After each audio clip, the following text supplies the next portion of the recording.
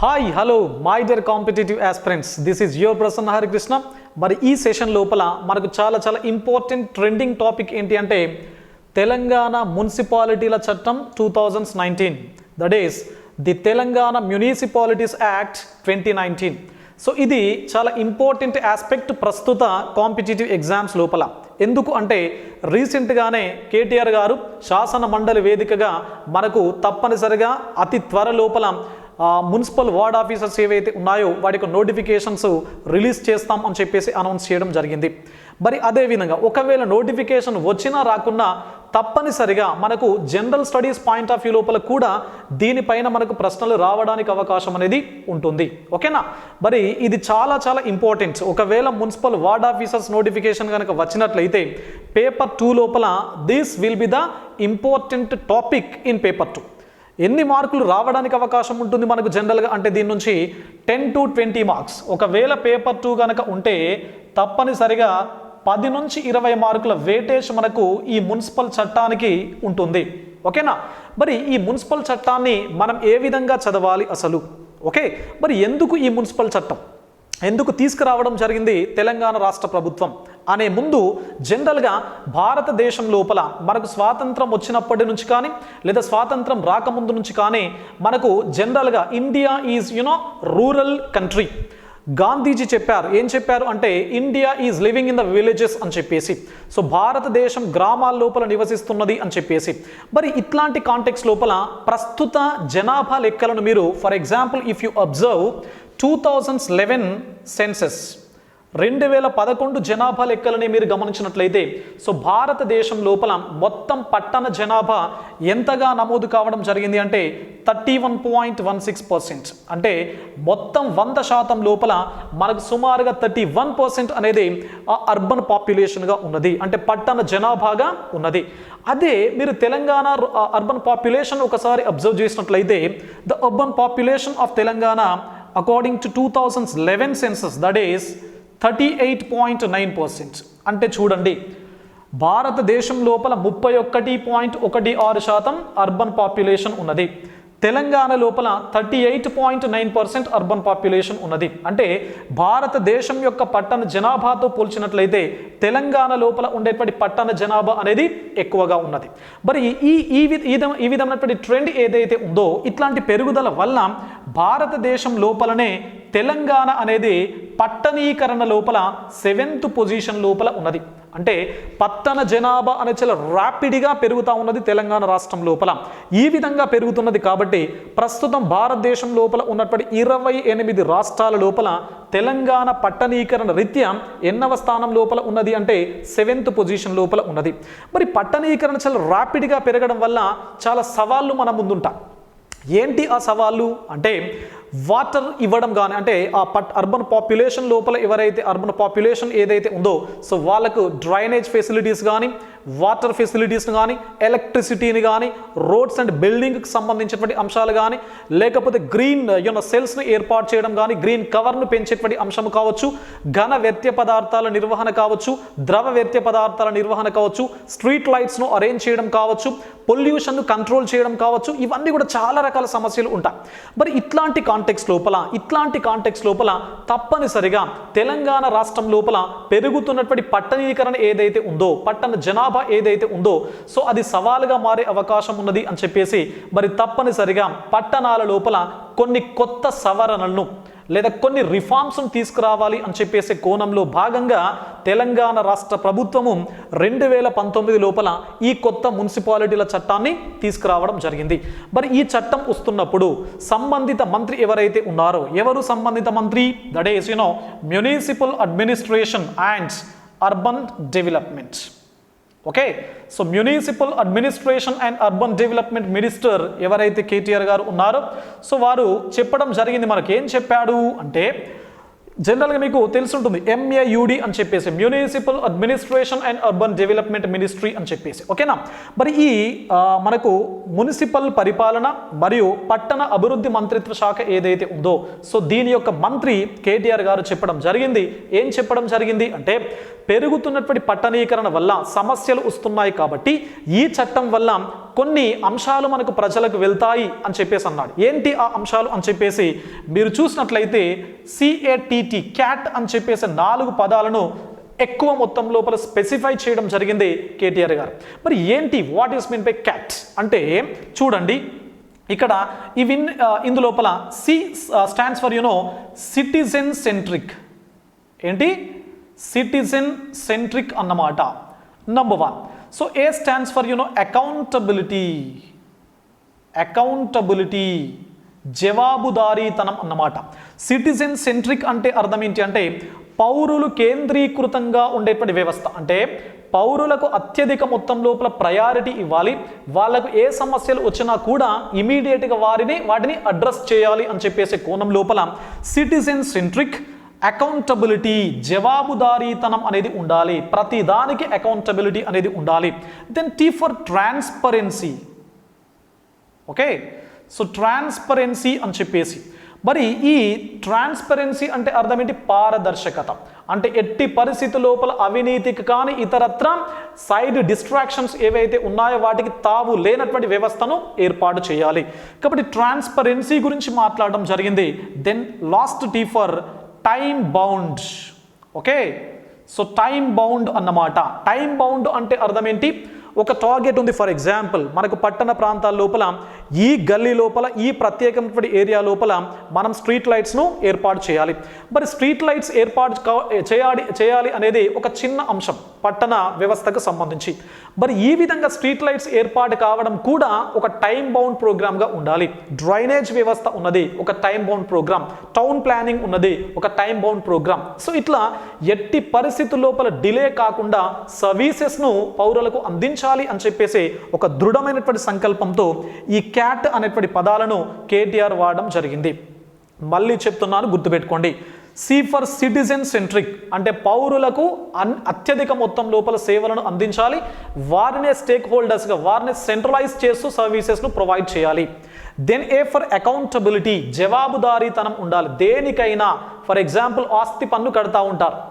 జనరల్గా మనకు ఆస్తి కొనుగోలు చేసినటువంటి ఎవరైతే ప్రజలు అంటే పట్టణాలకు సంబంధించినటువంటి ప్రజలు ఉంటారో వాళ్ళు ఆస్తి పన్నుకు సంబంధించి కానీ వాళ్ళకు అందించేటువంటి సేవల విషయం లోపల కానీ తప్పనిసరిగా ప్రభుత్వం, పట్టణ ప్రభుత్వాలు, నథింగ్ బట్ మున్సిపాలిటీస్ ఏవైతే ఉన్నాయో అవన్నీ కూడా అకౌంటబిలిటీని కలిగి ఉండాలి. దెన్ ట్రాన్స్పరెంట్గా ఉండాలి, ఏది దాపరికం లేకుండా. దెన్ టైం బౌండ్ అంటే ఇచ్చేటువంటి సేవలు ఏవైతే ఉన్నాయో అవి ఒక టైం బౌండ్ ప్రోగ్రామ్గా ఉండాలి, డిలే కాకుండా ఉండాలి. Right.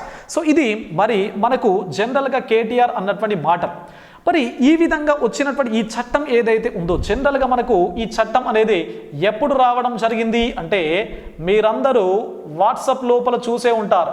That is July 23rd 2019 అని చెప్పేసి. ఓకేనా? సో July 23rd 2019 నుంచి ఇది ఎఫెక్ట్ కావడం జరిగింది. గుర్తుపెట్టుకోండి. ఇక్కడ చాలా సందర్భాల లోపల మీకు సిడిఎంఏ వెబ్సైట్ లోపల కానీ వాట్సాప్ లోపల మీకు చెక్కర్లు కొడుతున్నాయి. ఏంటి అంటే తెలుగు మీడియం లోపల ఉండేటువంటి ఒక చట్టం కానీ ఇంగ్లీష్ మీడియం లోపల ఉండేటువంటి చట్టం కానీ ఆ చట్టాన్ని మీరు ఓపెన్ చేసే ఫస్ట్ పేజ్ లోపల ఏం కనబడుతుంది అంటే అది గెజిట్, తెలంగాణ గెజిట్ మీకు కనబడతా ఉంటుంది. తెలంగాణ గెజిట్ అనేది జనరల్గా October 9, 2009 మీకు ఇండికేట్ చేస్తుంది. అంటే చాలామంది ఏమనుకుంటున్నారు, నాకు కూడా కాల్స్ చేయడం జరిగింది చాలామంది కూడా, సార్ మరి ఎప్పటి నుంచి ఇంప్లిమెంటేషన్ లోపలికి వచ్చింది, ఎప్పటి నుంచి ఎఫెక్ట్ ఇది అనంటే చాలామంది దీన్ని సూచిస్తూ ఉన్నారు. October 9, 2019 అని చెప్పేసి చాలామంది అభ్యర్థులు, విద్యార్థులు వాళ్ళు దాన్ని చూసి పొరపడుతున్నారు. అదేవిధంగా కొంతమంది దీన్ని నమ్ముతూ ఉన్నారు. ఏంటి? October 25, 2019. సో కొంతమంది విద్యార్థులు కూడా నాకు కాల్ చేయడం జరిగింది. సార్ ఎఫెక్ట్ ఎప్పటి నుంచి అంటే మీకు రాజపత్రాన్ని గెజిట్ను ఫస్ట్ పేజ్ను ఓపెన్ చేసినట్లయితే ఇది కనబడుతుంది. అంటే చట్టం పబ్లిష్ అయినటువంటి తేదీ October 9th అని చెప్పేసి. అదేవిధంగా మీకు 25th కూడా ఒక జీవో వచ్చింది. 25th 2019 October. So October 25th 2019 నుంచి ఇది ఇంప్లిమెంటేషన్ లోపలికి వచ్చిందని చెప్పేసి చాలామంది పొరపాటు పడడం జరుగుతుంది. చాలామంది అభ్యర్థులు దాని విషయంలో కూడా నాకు కాల్ చేయడం జరిగింది. కానీ గుర్తుపెట్టుకోండి my dear competitive aspirants and my dear viewers, October 25th నుంచి ఈ చట్టం అమలు లోపలికి రాలేదు. గుర్తుపెట్టుకోండి. ఎప్పటి నుంచి వచ్చింది ఇది చట్టం అంటే జూలై 23, 2019 నుంచి మాత్రమే ఈ చట్టం అనేది అమలు లోపలికి రావడం జరిగింది. మరి ఏంటి అక్టోబర్ 25 అంటే ఈ అక్టోబర్ 25 రోజున ఒక GO, so GOMS number that is 258, 258వ జీవోను రిలీజ్ చేయడం జరిగింది government of Telangana. GOMS number, government order number 258 జీవోను రిలీజ్ చేయడం జరిగింది. ఏది? తెలంగాణ ప్రభుత్వం. మరి ఏం చెప్తుంది ఇది? ఈ జీవో ఏం చెప్తుంది అంటే ఏదైతే ఈ చట్టాన్ని మున్సిపాలిటీస్ చట్టం అనరు, చట్టాన్ని ఏమన్నారు అంటే ది తెలంగాణ మున్సిపాలిటీస్ యాక్ట్ 2019 ఏదైతే ఈ చట్టం ఉందో ఈ చట్టం అనేది తప్పనిసరిగా జూలై 23, 2019 నుంచి మాత్రమే అమలు లోపలికి వచ్చినట్టు లెక్క. రైట్? సో క్లియర్గా ఉండండి. So it came in to effect with effect from where? With effect from 23rd July 2019 as per the GOMS number 258 dated October 25, 2019. Clear? చాలా చాలా ఇంపార్టెంట్ ఆస్పెక్ట్. ఇట్లాంటి సింపుల్ లాజిక్స్ పైన మీకు తప్పనిసరిగా రేపు ఎగ్జామ్స్ లోపల క్వశ్చన్స్ రావడానికి అవకాశం అనేది ఉంటుంది. జాగ్రత్త గమనించండి. అమలు లోపలికి ఎప్పుడు రావడం జరిగింది అంటే జూలై 23rd, 2019. మరి అమలు లోపలికి ఇప్పటి నుంచి వస్తుంది అనేటువంటి జీవో ఎప్పుడు వచ్చింది అంటే అక్టోబర్ 25, 2019. క్లియర్? ఏంటి ఆ జీవో నంబర్ అంటే GOMS నంబర్ 258. మరి ఈ చట్టం ఏదైతే ఉందో అది తెలంగాణ రాజపత్రం, తెలంగాణ అధికార పత్రం, తెలంగాణ గెజిట్ ఏదైతే ఉందో సో దాని లోపల ఎప్పుడు పబ్లిష్ కావడం జరిగింది అంటే అక్టోబర్ 9, 2019. క్లియర్? ఇది జాగ్రత్తగా మీరు గమనించండి. ఇప్పుడు చాలా చాలా ఇంపార్టెంట్ ఆస్పెక్ట్ ఏంటి అంటే నేను చెప్పే ఈ వీడియో ఏదైతే ఉందో దీని నుంచి తప్పనిసరిగా మీకు రేపు జరగబోయేటువంటి వార్డ్ ఆఫీసర్స్కి సంబంధించినటువంటి ఎగ్జామ్ లోపల పేపర్ 2 లోపల మినిమం 2 ప్రశ్నలను ఇప్పుడు ఈ రోజు నేను చెప్పే టాపిక్ నుంచి రావడానికి అత్యధికంగా స్కోప్ అనేది ఉంటుంది. జాగ్రత్తగా గమనించండి. ఇప్పుడు మీకు క్లారిటీ ఇచ్చాను. ఏమిచ్చాను అంటే మనకు అల్టిమేట్గా ఇప్పుడు జీవో రిలీజ్ అయింది. ఏది? October 25, 2019 that is GOMS number 258. Then ఎప్పటి నుంచి అమల్లో అంటున్నాము? జూలై 23, 2019కి సంబంధించి. ఇప్పుడు ఈ చట్టం రావడానికి అసలు ఏంటి చారిత్రక నేపథ్యం? That is historical background. Okay, so historical background. Right? మరి ఏంటి హిస్టారికల్ బ్యాక్గ్రౌండ్, చారిత్రక నేపథ్యం ఏంటి అనేది మనకు చాలా చాలా ఇంపార్టెంట్ ఆస్పెక్ట్. ఎందుకంటే మనకు తెలుసు చట్టం వచ్చింది అని చెప్పేసి. మరి ఈ చట్టం రావడానికి దారి తీసినటువంటి పరిస్థితులు ఏ విధంగా ఉన్నాయి, గత కాలపు చరిత్ర ఏంటి? ఎందుకంటే దీన్ని అఫీషియల్గా సిలబస్ లోపల ఇంక్లూడ్ చేసే అవకాశాలు పుష్కలంగా ఉన్నాయి. చేసినా చేయకున్న హిస్టారికల్ బ్యాక్గ్రౌండ్ తప్పనిసరిగా మీకు 1-2 మార్కులు తప్పనిసరిగా మీకు టచ్ చేయడం జరుగుతుంది. మరి ఏంటి అసలు ఇది? మన కళ్ళ ముందు కనబడుతున్నటువంటి నిజం, దీని వెనక ఉన్నటువంటి నిజాలు ఏంటి? ఈ నిజానికి దారి తీసినటువంటి చారిత్రక నిజాలు ఏంటి అనేది మనం ఈ సెషన్ లోపల డిస్కస్ చేద్దాం. చాలా డీటెయిల్గా నేను మాట్లాడతాను. ఎందుకంటే I have worked around 3 months during municipal elections in Telangana state. Telangana రాష్ట్రం లోపల గతం లోపల మున్సిపల్ ఎలక్షన్స్ జరిగేటప్పుడు 3 నెలలు కంప్లీట్గా దీని యొక్క చారిత్రక నేపథ్యం పైన, అదేవిధంగా ఈ చట్టం లోపల ఏవైతే 7 చాప్టర్స్ మెన్షన్ చేయడం జరిగింది, 301 సెక్షన్స్ను మెన్షన్ చేయడం జరిగింది, 4 షెడ్యూల్స్ మనకు మెన్షన్ చేయడం జరిగింది. సో ప్రతి సెక్షన్ను, ప్రతి చాప్టర్ను, ప్రతి షెడ్యూల్ను డీటెయిల్గా మేమందరం కూడా డిస్కస్ చేయడం జరిగింది. వాటిపైన ఎక్కువ మొత్తం లోపల బాగా స్టడీ చేశామండి. 3 months దానిపైన వర్క్ చేయడం జరిగింది. కాబట్టి మీకు కంప్లీట్ ఇన్ఫర్మేషన్ను ఈ రోజు వీడియో లోపల నేను ఏం చేస్తున్నాను అంటే చారిత్రక నేపథ్యానికి సంబంధించినటువంటి కంప్లీట్ ఇన్ఫర్మేషన్ను మేము ముందుంచుతాను. ఓకేనా? సో రేపటి వీడియో లోపల మీకు ఏదైతే ఎన్ని చాప్టర్స్ ఉన్నాయి, ఎన్ని షెడ్యూల్స్ ఉన్నాయి, అదేవిధంగా ఎన్ని సెక్షన్స్ ఉన్నాయి అనేటువంటి అంశాన్ని మీకు బ్రీఫ్గా ఒక ఓవర్వ్యూ ఇచ్చేటువంటి ప్రయత్నం చేస్తాం. క్లియర్? మరి చూద్దాం. Let us get into historical background of the Telangana Municipal Act 2019. Clear? So ఒకసారి చూడండి. ఇది తీసేస్తున్నాను.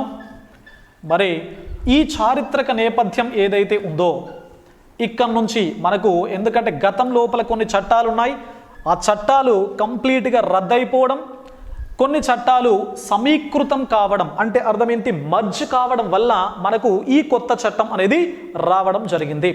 మరి ఏవి రద్దయినాయి, ఏవి మర్జ్ అయినాయి అంటే సమీకృతం కావడం జరిగింది, దాని యొక్క కంప్లీట్ హిస్టరీని నేను చెప్తున్నాను, గుర్తుపెట్టుకోండి. క్లియర్. మనకు తెలంగాణ రాష్ట్రం ఉందండి. తెలంగాణ రాష్ట్రము గతం లోపల ఏ విధంగా ఉండేదో మీ అందరికీ తెలుసు. That is Hyderabad state. What is that? So Hyderabad రాష్ట్రం, నిజాం రాష్ట్రం. సో హైదరాబాద్ స్టేట్ ఏదైతే ఉందో, మరి ఈ హైదరాబాద్ రాష్ట్రం లోపల మనకు 2 రకాల అర్బన్ వింగ్స్ ఉండేవి. ఏంటి ఆ 2 రకాల అర్బన్ వింగ్స్ అంటే, ఒకటి ఒక చట్టం ఉండేది, 2 రకాల చట్టాలు ఉండేవి, 2 రకాల అర్బన్ వింగ్స్ ఉండేవి. ఏంటి అవి అంటే, ఒకటి మునిసిపల్ కౌన్సిల్స్ నంబర్ 1, రెండవది municipal corporations. Okay, so municipal councils, municipal corporations. Clear. ఇప్పుడు ఈ మునిసిపల్ కౌన్సిల్స్ ఏవైతే ఉన్నాయో, పురపాలక మండలులు ఏవైతే ఉన్నాయో, సో ఇవన్నీ కూడా హైదరాబాద్ స్టేట్ లోపల ఏ చట్టం ప్రకారం ఏర్పాటు కావడం జరిగింది అని మీరు గమనించినట్లయితే, that is Hyderabad districts. Important, ప్రతిది కూడా చాలా ఇంపార్టెంట్, జాగ్రత్తగా గమనించండి. Hyderabad district municipality act, that is 1956. Okay, Hyderabad district municipality act 1956 లోపల దీన్ని తీసుకురావడం జరిగింది. ఓకే, మరి దీన్నే మనం సింపుల్గా ఏమంటాం అంటే HDMA యాక్ట్ 1956 అని చెప్పేసి అంటాం. ఓకే, మరి ఈ 1956 లోపల వచ్చినటువంటి ఈ చట్టం ఏదైతే ఉందో, దీని ప్రకారము గతం లోపల హైదరాబాద్ రాష్ట్రం, నిజాం ప్రాంతం ఏదైతే ఉందో, ఈ ప్రాంతం లోపల ఉండేటువంటి పట్టణాలు, చిన్న చిన్న పట్టణాలు ఏవైతే ఉన్నాయో, సో దీని ప్రకారం అనేది ఏర్పాటు కావడం జరిగింది. దాని ప్రకారం పరిపాలన అనేది కొనసాగడం జరిగింది. రైట్. ఇప్పుడు మనకు 1956లో ఏం జరిగింది? ఆంధ్ర ప్రాంతం, సో బ్రిటిష్ పరిపాలించినటువంటి ఆంధ్ర ప్రాంతం, నిజాం పరిపాలించినటువంటి హైదరాబాద్ రాష్ట్రం, ఇవి 2 కూడా ఏవైతే ఉన్నాయో ఏం జరిగింది? For example merging of both the geographical territories. ఏంటివి? ఒకటి ఆంధ్ర రాష్ట్రం, ఓకే, ప్లస్ హైదరాబాద్ రాష్ట్రం. ఇవి 2 జాగ్రఫికల్ ఏరియాస్ లేదా ఈ 2 రాష్ట్రాలు ఏమైనాయి? మర్జ్ కావడం జరిగింది. మర్జ్ అయి మనకు గతం లోపల ఉన్నటువంటి ఏది? కొత్త రాష్ట్రం, దట్ ఈస్ ఆంధ్రప్రదేశ్, ఏపీ ఏర్పాటు కావడం జరిగింది. ఎప్పుడు ఏర్పడిందో మీ అందరికీ తెలుసు. That is November 1st, 1956. Okay, November 1st, 1956 రోజున మనకు ఏపీ అనేది ఏర్పాటు కావడం జరిగింది. మరి ఏపీ ఏర్పాటైన తర్వాత, ఎందుకంటే మనకు గతం లోపల హైదరాబాద్ రాష్ట్రానికి ఏమున్నది? HDMA యాక్ట్ 1956 ఉన్నది. మరి హైదరాబాద్ రాష్ట్రంతో ఏది కలిసింది? ఆంధ్ర రాష్ట్రం కలిసింది. మరి ఆంధ్ర రాష్ట్రం లోపల కూడా, ఆంధ్ర రాష్ట్రం లోపల గతం లోపల మద్రాస్ లోపల ఉన్నప్పుడు, ఆంధ్ర రాష్ట్రం మద్రాస్ లోపల ఉన్నప్పుడు, ఆంధ్ర రాష్ట్రం ఏర్పాటైన తర్వాత వారికి స్పెషల్గా ఒక చట్టం ఉండేది పట్టణ మున్సిపాలిటీలకు సంబంధించి. మరి దీన్ని ఏమంటాం అంటే Andhra that is district municipalities act 1920. Okay, so Andhra districts municipalities act 1920 అంటే ఈ చట్టము, అదేవిధంగా 1956 లోపల తీసుకొచ్చినటువంటి హైదరాబాద్ డిస్ట్రిక్ట్ మునిసిపాలిటీస్ యాక్ట్ 1956, 1920 ఇవి 2 కూడా తప్పనిసరిగా ఏం కావాలి? మర్జ్ కావాలి. సో ఇవి 2 మర్జ్ అయిపోయి మనకు కొత్త రాష్ట్రం ఏర్పాటైన తర్వాత 1965 లోపల ఏ చట్టం రావడం జరిగిందంటే ఆంధ్రప్రదేశ్. కాబట్టి simple, that is Andhra Pradesh municipal act 1965 రావడం జరిగింది. ఓకే, చాలా చాలా ఇంపార్టెంట్. మీరు చాలా రకాల న్యూస్ పేపర్స్ లోపల కానీ, ఫేస్బుక్, వాట్సాప్ లోపల కానీ చూసుంటా. ఆంధ్రప్రదేశ్ మునిసిపల్ యాక్ట్ 1965 అని చెప్పేసి. అది ఎట్లా వచ్చింది అంటే దాని వెనక ఉన్నటువంటి హిస్టారికల్ బ్యాక్గ్రౌండ్ ఈ విధంగా ఉన్నది. మరి ఇప్పుడు ఈ విధంగా వచ్చినటువంటి చట్టం ఏదైతే ఉందో, ఈ చట్టం ఎప్పటి నుంచి ఇంప్లిమెంటేషన్ లోపలికి వచ్చింది అంటే April 2nd, that particular year, that is 1965. Okay, అదే సంవత్సరం లోపల ఏప్రిల్ 2 నుంచి మనకు ఇది అమలు లోపలికి, ఇంప్లిమెంటేషన్ లోపలికి రావడం జరిగింది. మరి ఇంపార్టెంట్, రేపు ఎగ్జామినేషన్ పాయింట్ ఆఫ్ వ్యూ లోపల మనకు క్వశ్చన్స్ చాలా డిఫరెంట్గా, డైవర్జెంట్గా రావడానికి అవకాశం అనేది ఉంటుంది. ఫర్ ఎగ్జాంపుల్, మరి APMA that is Andhra Pradesh municipal act వచ్చినప్పుడు అంటే 1965 లోపల ఆంధ్రప్రదేశ్కు సంబంధించినటువంటి ముఖ్యమంత్రి ఎవరు గుర్తుపెట్టుకోండి. సో ఇక్కడ మనకు ఎవరు, Kasu Brahmananda Reddy. Okay, Kasu Brahmananda Reddy. Okay, so he was the chief minister of Andhra Pradesh during this particular municipal act. ఓకేనా, ఈ చట్టం వచ్చినప్పుడు ఆంధ్రప్రదేశ్కు సంబంధించినటువంటి ముఖ్యమంత్రి ఎవరు అంటే కాసు బ్రహ్మానందరెడ్డి అని చెప్పేసి. క్లియర్. మరి ఈ విధంగా ఉండేటువంటి ఈ 1965 యాక్టే ఎప్పటి వరకు రన్ అయింది అంటే, ఇటు రాస్తున్నాను చూడండి, ఇది తీసేస్తాను. ఎప్పటి వరకు రన్ అయింది ఇది అంటే, మనకు తెలంగాణ రాష్ట్రం ఆంధ్రప్రదేశ్ రాష్ట్రం రెండు కూడా డివైడ్ అయ్యేంత వరకు. ఎప్పుడు డివైడ్ అయ్యాయి అంటే, సో 2014 లోపల మనకు రెండు రాష్ట్రాలు డివైడ్ కావడం జరిగింది. So AP and Telangana states.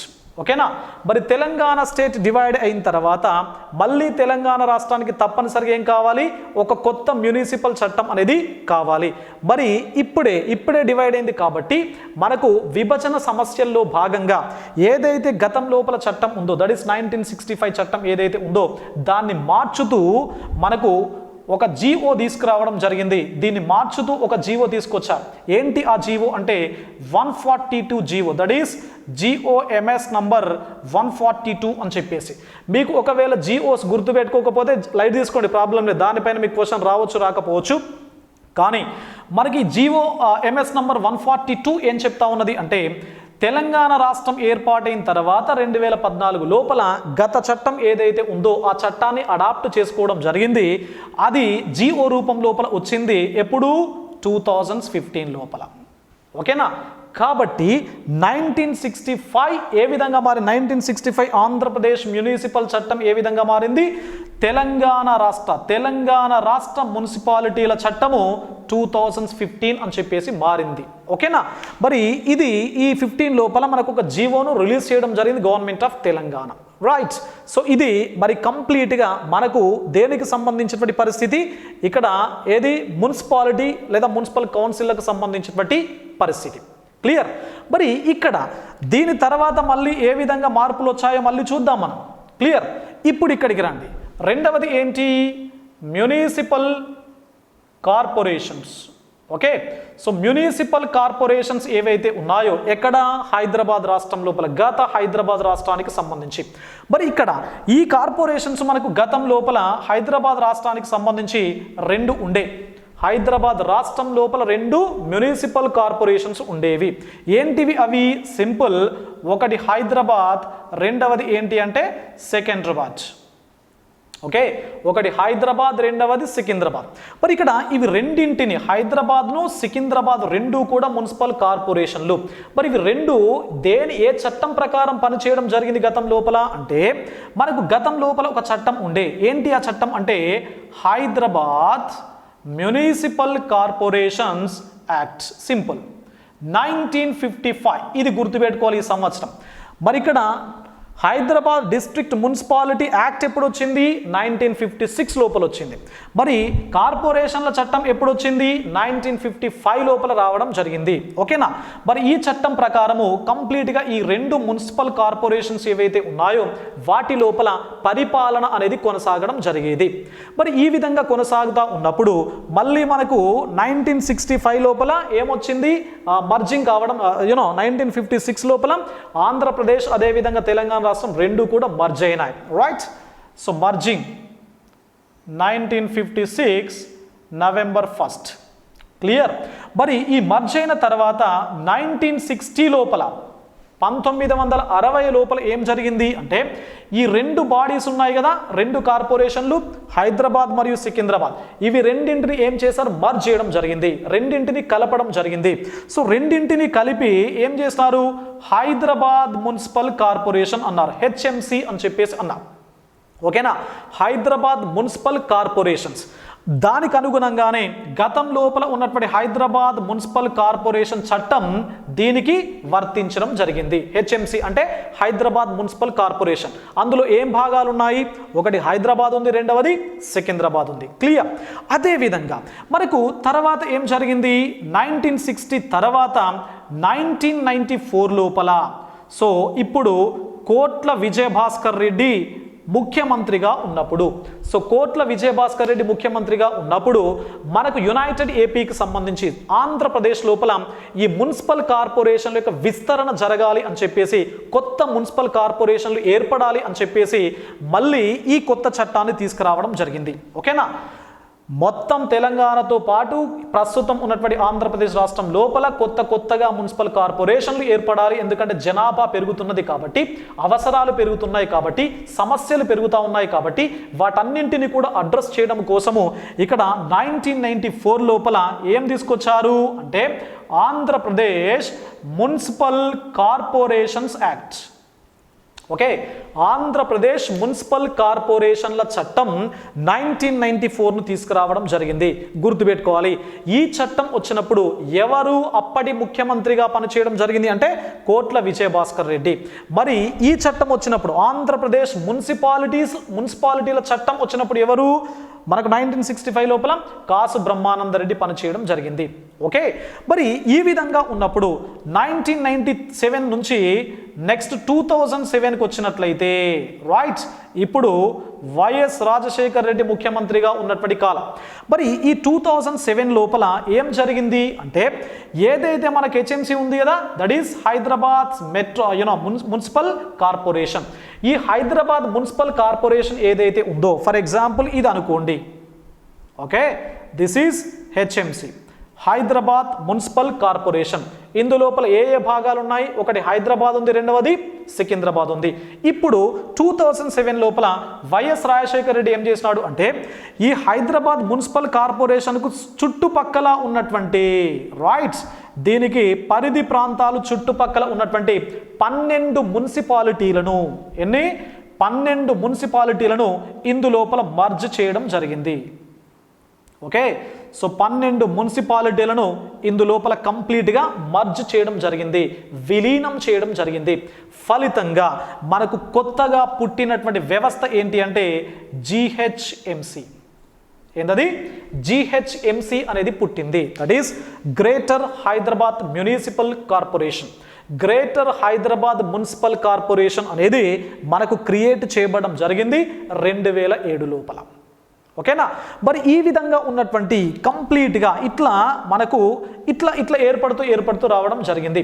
ఫలితంగా మరి కొత్తగా మనకు 2014 లోపల ఏమైంది? 2014 లోపల మళ్ళీ ఏపీ తెలంగాణ 2 రాష్ట్రాలు విడిపోయాయి. సో విడిపోయిన తర్వాత గతం లోపల కార్పొరేషన్ల చట్టం ఎప్పుడు వచ్చింది? 1994 లోపల చట్టం రావడం జరిగింది. మరి ఆ చట్టానికి కూడా తప్పనిసరిగా ఏం కావాలి? సవరణ కావాలి. ఎందుకంటే తెలంగాణ రాష్ట్రం ఏర్పాటైంది కాబట్టి దీనికి 2015 లోపల మళ్ళీ ఒక జీవోను రిలీజ్ చేయడం జరిగింది government of Telangana. That is GOMS number 143. ఇక్కడ 142 కదా, సో ఇక్కడ 143 జీవోను రిలీజ్ చేయడం జరిగింది తెలంగాణ ప్రభుత్వం. సో చేసి మనకు ఎప్పుడు 2015 లోపల చేసి ఇక్కడ తెలంగాణ అప్పటి గతం లోపల ఆంధ్రప్రదేశ్ మున్సిపల్ కార్పొరేషన్ల చట్టాన్ని ఏ విధంగా మార్చారు?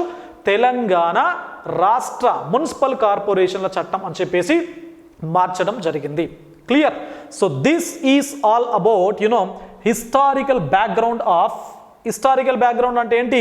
జస్ట్ నేను 2014 వరకు మాత్రమే. మరి ఇది ఈరోజు మనం చేసినటువంటి డిస్కషన్. ఏం చేశాము? గతం లోపల ఏ విధంగా ఉన్నది అని చెప్పేసి కంప్లీట్గా 2014 నాటికి పరిస్థితులు ఏ విధంగా ఉన్నాయి, చారిత్రక పరిణామం నేపథ్యం ఏ విధంగా ఉంది అనేది మనం గమనించడం జరిగింది. సో మరి 2014 నుంచి 2019 వరకు ఎట్లా ఉంటుంది పరిస్థితి, ఏం మార్పులు జరిగాయి, కొత్త చట్టం ఏ విధంగా వచ్చింది అనేది మనం రేపటి సెషన్ లోపల ఆ క్లాస్తో మళ్ళీ కలుద్దాం. So thank you. Keep watching winners online. Subscribe it, share it and like, comment it and click bell icon for notifications. Clear? So thank you one and all.